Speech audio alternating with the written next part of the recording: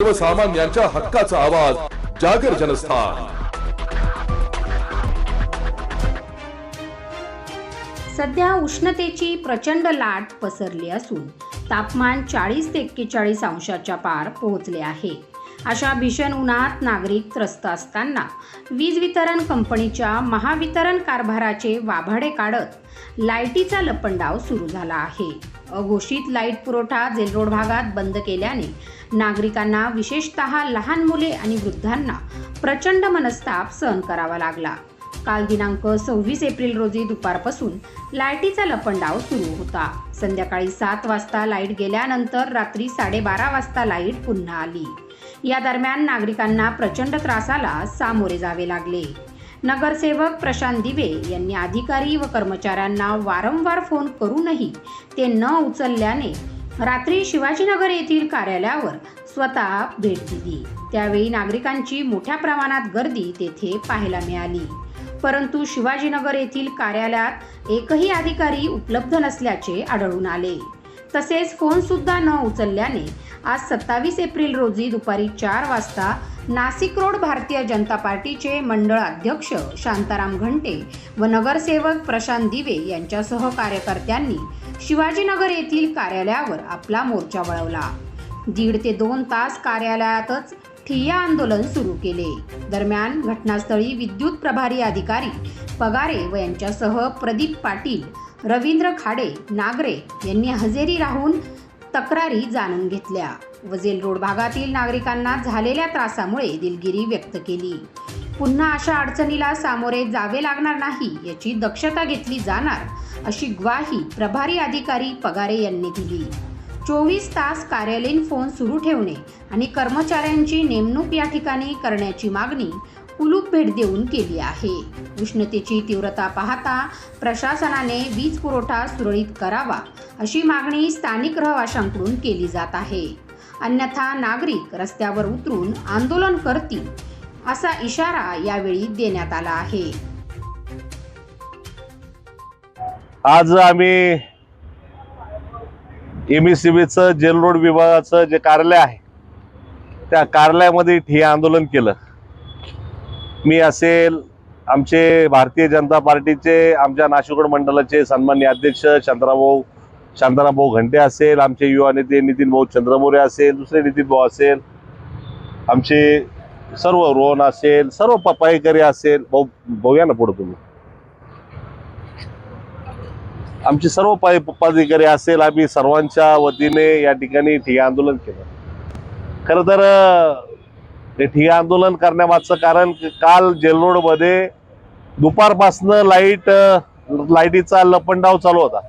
यायची जायची ठीक आहे, दिवसभर लोकांनी काढला, पण काल संध्याकाळी 7-7:30ला जी लाईट गेली तर ती डायरेक्ट 12:30ला लाईट आली। आणि ह्या दरम्यान आम्ही एमएससीबीच्या अधिकाऱ्यांना फोन लावले, पण एकही अधिकार फोन उचलायला तयार नाही। काल रात्री मी स्वतः 12 वाजता या ऑफिसमध्ये आलो तर इथं एक कर्मचारी सुद्धा उपस्थित नाही। आम्ही सर्व म्हणजे जेईला लावला, डेप्युटीला लावला, एक्झिक्युटिव्हला फोन लावला, इव्हन चीफ इंजिनियर साहेबांना सुद्धा फोन लावले, पण एका अधिकाऱ्याने सुद्धा काल रात्री फोन उचलला नाही। आणि काल रात्री सध्या उष्माघात मोठ्या प्रमाणात चालू आहे, उष्णता ही वाढलेली आहे, त्याच्यामुळे दिवसभर उन्हाचा तडाखा असतो आणि रात्रीमध्ये अजून उष्णता ही संपूर्णपणे वाढलेली असते। त्यामुळं विदाऊट लाईटचं, विदाऊट फॅनचं घरात बसणं हे मुश्किल होतं। काल रात्री लाईट नसल्यामुळे आमच्या भागामध्ये संपूर्ण जेल रोडमध्ये आबाल वृद्ध आहेत, नव शिशु आहे, म्हणजे लहान मुलं आहे, नुकतेच जन्माला आलेले मुलं आहे, गरोदर महिला आहे, त्यांचं काल अक्षरशः हेळसांड झाली। त्यांच्या जीव घेणा प्रकार हा काल रात्री ह्या संपूर्ण जेल रोड मध्ये फक्त लाईट नसल्यामुळे घडला।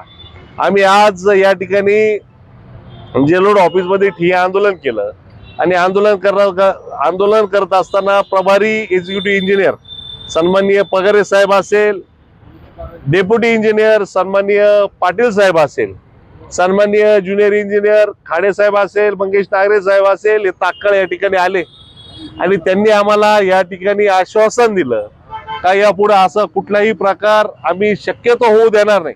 ठीक आहे, आम्ही मान्य करतो की टेक्निकल प्रॉब्लेम येऊ शकतो. अरे पण टेक्निकल प्रॉब्लेम जरी आला तर तुम्ही फोनवर उत्तर द्या ना.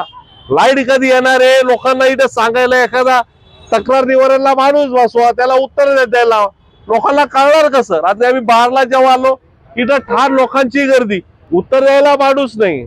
आणि अशा पद्धतीने जर कामकाज चालू असेल तर मी या MECBचा आणि प्रशासनाचा जाहीर, माझ्या भारतीय जनता पार्टीच्या वतीनं जाहीर मी यांचा निषेध करतो, यांचा धिक्कार करतो. आणि आज उपरोधक आंदोलन आम्ही या ठिकाणी करतो. या उपरोधक आंदोलनामुळं आमचे सन्माननीय नेते शांताराम घंटे यांना एक कुलूप भेट देत आहे. जर यांच्या कामकाजामध्ये सुधारणा झाली नाही, यांच्या कामकाजामध्ये जर व्यवस्थितपणा आला नाही आणि लोकांचा असंच जर आपण जर जीव घेणा प्रकार केला तर आम्ही ह्याच ऑफिसला नव्हे तर विद्युत भवनला सुद्धा टाळं लावल्याशिवाय राहणार नाही, असं मी यांना या ठिकाणी जाहीर यांना मी हे निवेदन करतो, जाहीर आवाहन करतो. मी पुन्हा एकदा माझ्या संपूर्ण भारतीय जनता पार्टीच्या वतीनं आलेल्या सर्व पाईकाऱ्यांच्या वतीनं आपल्या मनापासून साहेब खूप खूप आभार व्यक्त करतो की आपण आमच्या सूचना मान्य करून घेतल्या. पण याच्यानंतर विनंती आहे का याच्यानंतर तात्काळ आपण दखल घ्या आणि कृपा करून फोन उचला. एवढंच म्हणणं का फोन उचला आणि लोकांना उत्तर द्या का नेमकं चाललंय काय, हीच तुम्हाला एक माफक अपेक्षा व्यक्त करतो. जो काही जेल रोड नाशिक रोड परिसरामध्ये प्रकार झाला, दुर्गा मंदिर नावाचा फीडर होता, त्याचा केबल गेलेला होता. तर केबलचा फॉल्ट झाल्यामुळे त्या फिडरचा लोड आम्ही दुसऱ्या फिडरवरती टाकला. पण त्या फिडर कसं असतं, टेक्निकली एका फिडरचा लोड आपण सक्षम करण्यासाठी ती यंत्रणा बसवली असते, रिले असतील किंवा सबस्टेशनचा काय लोड असतो तो काल 2 फिडरचा लोड एकत्र केल्यामुळे जे ट्रिपिंग येत होती, त्यानंतर रात्री पाटील साहेबांनी त्यांच्या टीमनी मिळून त्या केबलचा इश्यू सॉर्ट आउट केला आणि रात्री 12:30-1 वाजता सप्लाय रिस्टोर केलेला आहे. काल जे काही प्रकार झाला, आमच्याकडून फोन उचलला गेले नसतील आमच्या स्टाफकडून किंवा लाईनवरच्या लोकांनी, इथून पुढे तो प्रकार होणार नाही. जे काय झालं काल त्याच्याबद्दल आम्ही दिलगिरी व्यक्त करतो महावितरणतर्फे, आणि यापुढे असा कुठलाही प्रकार घडणार नाही याची भावना शाश्वती देतो. इथून पुढे आमचे लोक केव्हाही तुमचा फोन उचलतील, तुम्ही केव्हाही फोन करा, तुमचाच नाही सर्व नागरिकांचा. सन्माननीय ग्राहक, आमचे सन्माननीय ग्राहक आहे, त्या सन्माननीय ग्राहकांचा फोन उचललाच गेला पाहिजे.